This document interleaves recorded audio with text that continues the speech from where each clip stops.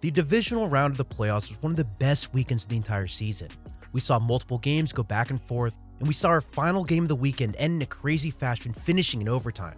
I'm of course referring to the Bills-Chiefs game that went 42-36 in favor of Kansas City. Now, normally I wouldn't waste my time with a 13-second drive that led to a field goal. However, this week is different. This drive was so bad for such a good defense that I really need to talk about it. Honestly, it's one of the dumbest drives I saw all year. The kicker, and sorry for the pun, is that it all happened in a matter of 3 plays. Before we look at the first one, do me a huge favor and like and subscribe to the channel. I would greatly appreciate it. To start us off, this game featured a back and forth affair from 2 of the best offenses in the entire NFL. The difference between these 2 teams, though, was that the Bills had one of the best defenses in all football. Football Outsiders, for example, ranked the Bills as the #1 overall defense, while they also had the best defense against the pass too. While it didn't look that way on Sunday, I wanted to use that context to show how stupid decisions can dismantle a team in the matter of 13 seconds. The first thing we'll talk about is a routine kickoff that happened after the Bills scored on a sweeping 75-yard drive. This was extremely impressive, and it ended with Gabriel Davis catching his 4th touchdown of the game.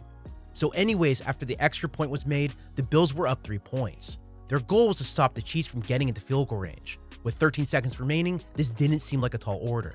Tyler Bass lined up on the 35-yard line, and he blasted the ball through the end zone. In my opinion, this was the first mistake I saw.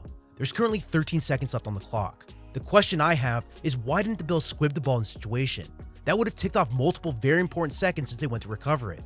Even if you hate the squib, just kick the ball to the 1-yard line and make a tackle on the player. I mean, it's not like the Chiefs have the best kick returner in football.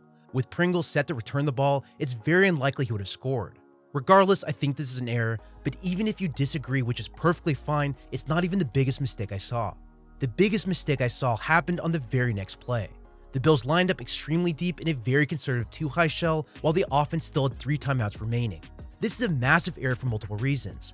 They're giving up a lot of free yards while allowing the Chiefs to set up blockers in open space. You don't do that against a team that is Tyreek Hill on their offense. The Chiefs saw the deep coverage of the linebackers, Mahomes quickly dumped it to Hill, and his wide receiver gained a very quick 19 yards. This play got the Chiefs down to their own 44-yard line. In my opinion, even playing just a typical cover 4 defense while not protecting as far deep would have been way better in this situation. Regardless, in order to have a field goal attempt in the first place, the Chiefs had to get to the 36 or 37-yard line. The Bills, from their perspective, still had another 20 yards to play with. Let's see what happened next. Now, before we do that, I do want to give a huge shout out to Albert for sponsoring this week's video.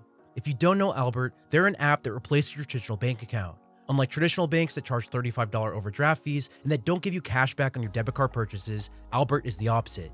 They're free to sign up and they're super easy to use. They never charge you overdraft fees, so that's a thing of the past. Also, if you're ever in a pinch for money, they'll even spot you if you need it.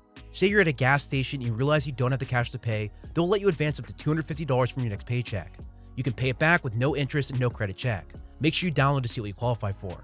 On top of that, Albert will also help you manage your finances. They have a team of experts called Geniuses that will help you make a plan and will answer any questions if you get stuck. Click the link in the description box to download the Albert app today. For limited time only, when you open a checking account at Albert, connect a qualifying direct deposit, you'll get $150. I highly recommend giving it a try. So before the break, I mentioned the Bills were playing a very conservative cover 2 defense. They did the same thing again on the 3rd play we'll talk about. This time, however, the Bills placed their linebackers at the first down. Their goal was to keep everything in front of them. They wanted to make a tackle on the ball inbounds and hopefully only allow a short gain that would have set up your classic Hail Mary in this situation. Obviously, this didn't happen. Now, I want you to pay close attention to the Chiefs formation because this is a key part on why this play worked. It set up the play and it allowed it to happen.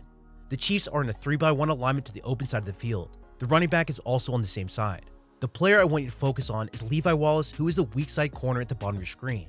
Look how far he's lined up to the outside. His coaching point is to take outside leverage on his defender, but still to play man-to-man after the snap if his receiver goes vertical. If he doesn't go vertical, which is actually what Tony Romo expected, his next coaching point would be to look for the running back coming to the flat on his side. Instead, since Wallace is horribly outside and he's late on his keys, he gave up this throw over the middle of the defense while the Chiefs still had 1 timeout remaining. I simply can't explain this. Either Wallace didn't know the Chiefs had a timeout remaining, or he really thought he had inside help from Matt Milano, who was the weak apex zone beside him. In my opinion, I think it's the former for the following reason. Let's talk about Matt Milano and why I think this is the case. On this play, he's the weak side apex linebacker. He's sitting very far inside on this play. There's a reason for this alignment. His rule set is the following.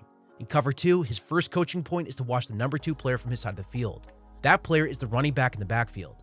That's his first key in coverage. If the running back releases up into the middle of the defense, Milano needs to play man coverage on that player. However, if he releases the flat, which he didn't on this one, Milano would then look for a crosser from the strong side of the field. Let's see what he did here. First, the running back stayed inside the block. Since he did this, Milano then should check for crossers coming from the top of your screen. This is why he peeks his head to the left after the snap. With no crossers coming, he then needs to gain inside leverage on the number one receiver on his side of the field. However, since Travis Kelce released vertically, it was too late. He was already out of position to make a play on the ball. But remember, this still isn't his fault. For the reasons I discussed before, Levi Wallace should be blamed here. There's absolutely no reason why Wallace is this far outside. So to summarize, due to the Chiefs formation and putting Travis Kelce on a seam route between these zones, plus how terribly Levi Wallace played this snap, this is why this was a big play. Kelce caught the pass, gained 25 yards, and he set up the game-tying field goal all in a matter of 5 seconds.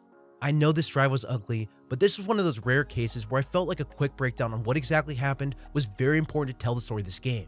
I know a lot of people are complaining about the overtime rules. I do actually agree they need to be changed. I'm in the opinion that both offenses should at least get a shot. However, this game should never have gone to overtime in the first place. Also, the Bills defense was shredded once again on the following drive. They mixed up their coverages, going from man-to-man to 2 deep to single high safety, but the Chiefs had answers for everything. Even their touchdown to win the game got Travis Kelce against the linebacker in one-on-one. This is cover 4, and due to the route combinations at the top of your screen, this put Matt Milano on an island. This is very hard to guard against, and the Chiefs were the victorious team here.